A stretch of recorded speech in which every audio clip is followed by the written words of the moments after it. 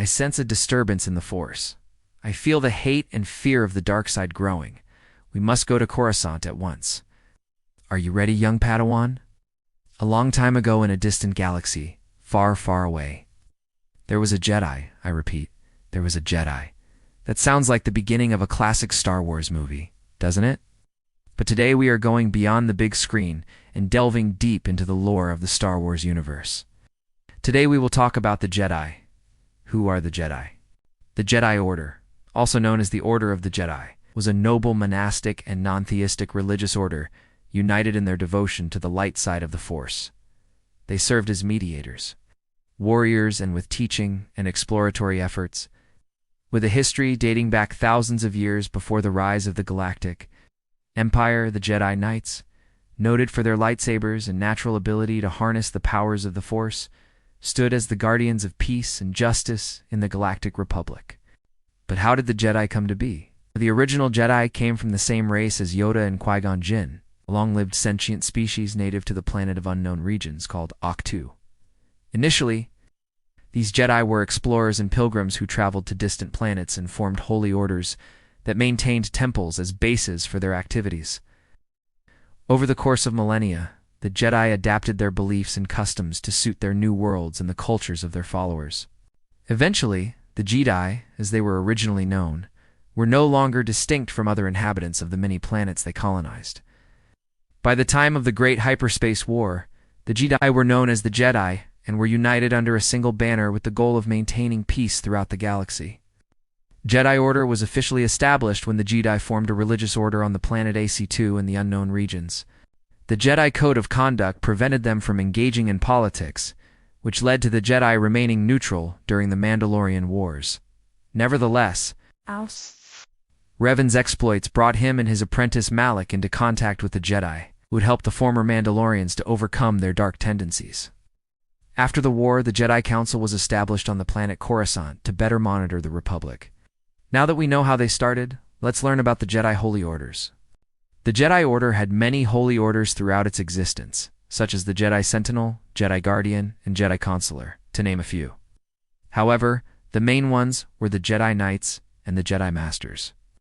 To become a Jedi Knight, one had to pass a test of skill and knowledge known as the Trials of Knighthood. The Jedi Knight was considered a member of the elite of the Jedi Order.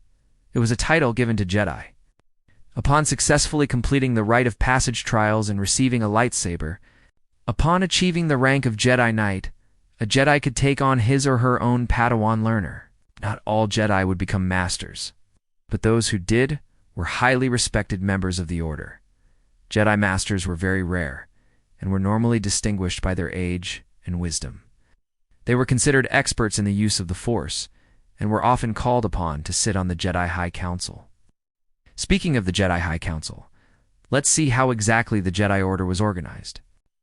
The Jedi Grand Temple on the core world Coruscant served as the hub of all Jedi activity in the galaxy. The temple was a training school for younglings and Padawans, who learned the ways of the Force under the supervision of Jedi Masters. 12 of these Masters were elected to serve on the Jedi High Council, the Order's highest governing authority. The Council's staff officers were the Grand Master, who functioned as the leader of the Order. It was a title reserved for the wisest Jedi Master and the Master of the Order, who served as the Council's appointed leader. The Jedi Code governed the Order's way of life. Therefore, every Jedi was duty-bound to observe and uphold the Code, or else risk expulsion from the Order. The Jedi Code was actually quite simple and straightforward, consisting of 3 basic tenets. There is no emotion, there is peace. There is no ignorance, there is knowledge. There is no passion, there is serenity. There is no chaos, there is harmony. There is no death, there is the Force. Interestingly enough, the Jedi Code wasn't always so strict. It has evolved several times during the thousands of years the Jedi Order existed. The earliest iterations of the Jedi Code promoted a more relaxed lifestyle for Jedi, encouraging them to seek out knowledge and experience rather than avoiding emotions and passions. However, this changed after the discovery of the dark side of the Force. As the Jedi sought to understand the nature of the Force, they realized that there were 2 sides to it, light and dark. The light side was associated with peace, harmony, and serenity, while the dark side was associated with anger, hatred, and fear. As a result, the Jedi began to focus on the light side of the Force and developed a code of ethics that emphasized the importance of controlling one's emotions and avoiding attachments. This code became known as the Jedi Code and was followed by the Jedi Order for thousands of years. Despite its seeming simplicity, the Jedi Code was actually quite complex, and its interpretation was often debated among the Jedi. For example, the Jedi were allowed to have companions, but they were forbidden from forming romantic attachments. This caused some Jedi to struggle with their relationships, and ultimately led to the downfall of some, such as Anakin Skywalker. The Jedi Order faced many enemies over the years, but none were more powerful and enduring than the Sith. The Sith were a secret society of Force users who sought to control the galaxy through fear and oppression. The Jedi Order was founded in part to oppose the Sith and their teachings. Throughout history, the two orders have been locked in an eternal struggle for supremacy. The rivalry between the Jedi and Sith dates back thousands of years to the time of the Old Republic. The two orders were originally part of a single order of Force users, but eventually split into two separate factions. The Jedi chose to follow a path of peace and harmony, while the Sith embraced the dark side of the Force and sought power through fear and aggression. This schism resulted in the First Jedi-Sith War, which ended in a stalemate. The wars between the Jedi and Sith continued for centuries, each side gaining and losing territory, until finally the Sith were defeated and pushed into hiding. However, the Sith were not destroyed and eventually returned to power, plunging the galaxy into the Clone Wars. This conflict resulted in the near-total destruction of the Jedi Order and the rise of the Galactic Empire. Even still, the Jedi spirit survived and eventually returned to form the new Jedi Order. But this is a story for another day. As the saying goes, there is no death, there is the Force. Do you agree with the Jedi way of life? Let us know in the comments below. Now it's time for some trivia. How well do you know the Jedi Order? Test your knowledge with our quiz. Which of these characters was never a Jedi? A. Obi-Wan Kenobi. B. Mace Windu. C. Count Dooku. D. Qui-Gon Jinn. E. Darth Maul. If you chose E, then congratulations, you are correct. Darth Maul was never a Jedi. He was a Sith. Let's move on to the next question. What type of creature is Yoda? A. Wookiee. B. Gungan. C. Rodian. D. Unknown. If you chose D, then congratulations, you are correct. Yoda's species is unknown. No one knows what species Yoda belongs to. Moving on to the next question. Which Jedi was responsible for training Luke Skywalker? A. Obi-Wan Kenobi. B. Qui-Gon Jinn. C. Yoda. D. Mace Windu. If you chose A, then congratulations, you are correct. Obi-Wan Kenobi was the one who trained Luke. Thank you so much for watching. If you enjoyed this video, please leave us a like and subscribe for more content. Remember, the Force will be with you always. Until next time. Hello there! Today we're going to talk about the Jedi. As I read through the Star Wars Encyclopedia entry for the Jedi Order, I realized there was a lot of stuff mentioned about the Jedi that I didn't know. So as I go through this article, I'm going to share what I found most interesting, and hope you do too. Now to note, this is the Wikipedia article from Star Wars, so this is considered canon according to StarWars.com.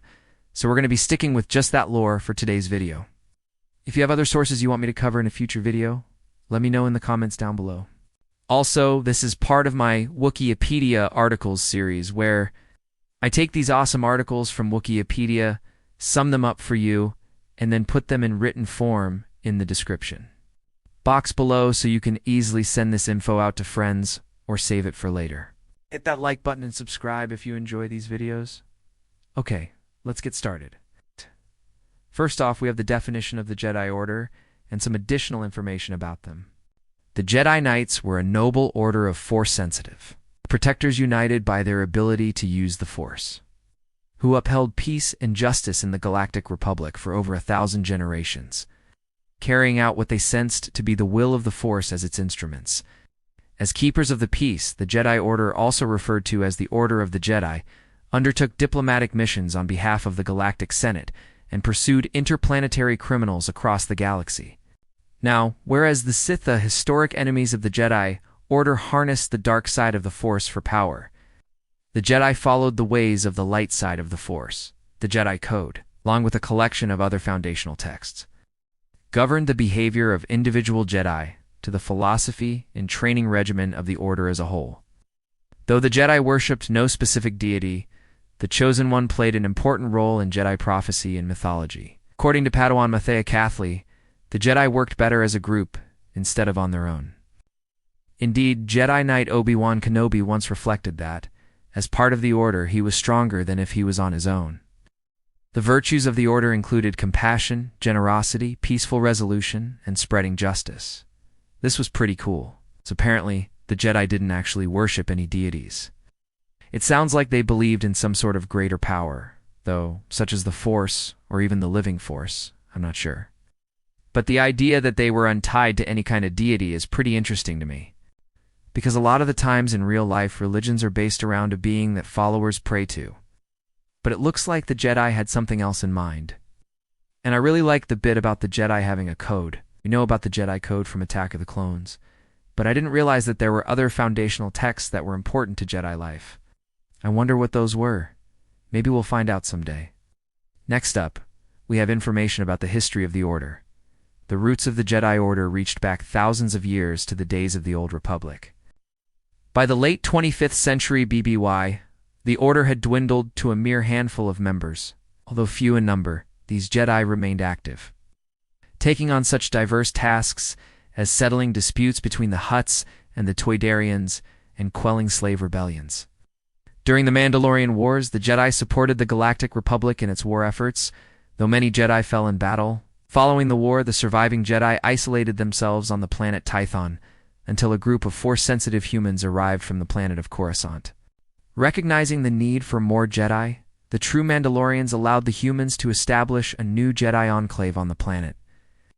Over the next several centuries, the Jedi Order grew and flourished, and came to play an integral role in the affairs of the Republic. So it turns out the Jedi Order had been around for thousands of years, and was just something that cropped up in the time period we see in the prequel trilogy. And apparently, during the Mandalorian Wars, a lot of Jedi died, which led to the Jedi isolating themselves on the planet Tython, until other humans showed up. I wonder how long the Jedi stayed on that planet. I wonder if we'll ever find out. Also, the Jedi must have been doing a lot of good, because it seems like both the Hutts and the Toydarians knew who they were and respected them enough to ask for their help. That's pretty cool. Next up, we have information about the organization of the Jedi Order. The Jedi Order maintained a highly regimented structure throughout its history. All Jedi bore the rank of Knight, unless otherwise specified. Proficient in the ways of the Force, Jedi were generally expected to display qualities such as bravery, selflessness, discipline, patience, and wisdom. With the exception of Anakin Skywalker, prospective Jedi were identified a short time after birth by the quantity of midichlorians in their blood, a factor which indicated the level of a subject's Force sensitivity. Many of these children were listed within Jedi holocrons before being identified by the Order. Training began at the level of the Jedi Initiate.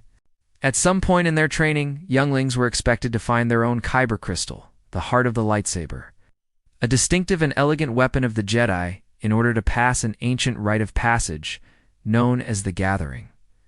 Younglings who succeeded in their trials graduated to the level of Padawan, the apprentice of a more experienced member of the Order.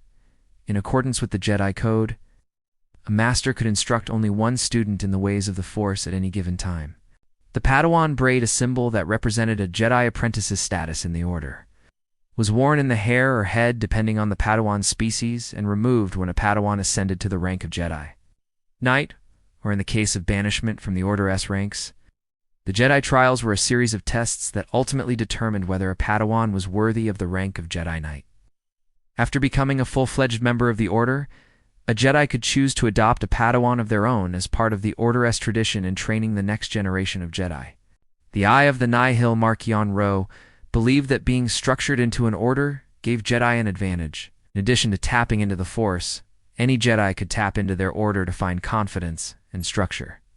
Being part of a united group made it so individual Jedi were willing to make large-scale decisions, which they believed would spread their light throughout the galaxy. In effect, a Jedi was not merely strong and bold because they could use the Force. Instead, being part of the Jedi Order helped them grow to embody those traits. The most powerful and legendary Jedi held the rank of Jedi Master. Once they had proven themselves worthy of the independence and station granted by the title, again with the exception of Skywalker, the Jedi High Council, the highest governing body of the Order, consisted of masters throughout the history of the Order. Among the High Council, the title of Grand Master was conferred on the oldest and wisest member of their group, while the Council's leadership rested with the Master of the Order. Okay, this is a ton of information. First off, it turns out that the Jedi kept track of Force-sensitive kids in some sort of registry. I wonder if they knew all the names of Force-sensitive kids, or just a select few. I think I remember reading somewhere that they only tracked the most likely candidates, but I could be wrong. Also, I didn't know that the gathering was a thing that every Jedi had to participate in, but I guess that's why Qui-Gon Jinn had to leave with Obi-Wan and Anakin, because Obi-Wan had to complete the gathering. Also, apparently when you become a Jedi Knight, you can train your own Padawans. This is pretty cool because I guess that means someone like Grogu would be able to become a Jedi Knight without needing to go back to the Jedi Temple for further training. Also, I didn't know that there was a test to become a Jedi Knight. I thought you just completed your training and boom, you're a Knight. But it looks like there's a final test that you need to pass.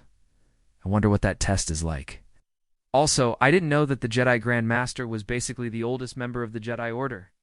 I thought it was more of a role that got passed around, kind of like how the Hokage is in Naruto, but I guess not. I wonder if that means you kind of have to be a master to become Grand Master. I wonder if you have to be the oldest to be considered a master. Man, there's so much I don't know about the Jedi. I feel like they've been around for so long. They must have created some kind of society that had laws and customs and traditions and stuff like that. I wonder if we'll ever find out more about that. Next up, we have information about the Jedi and the Galactic Republic.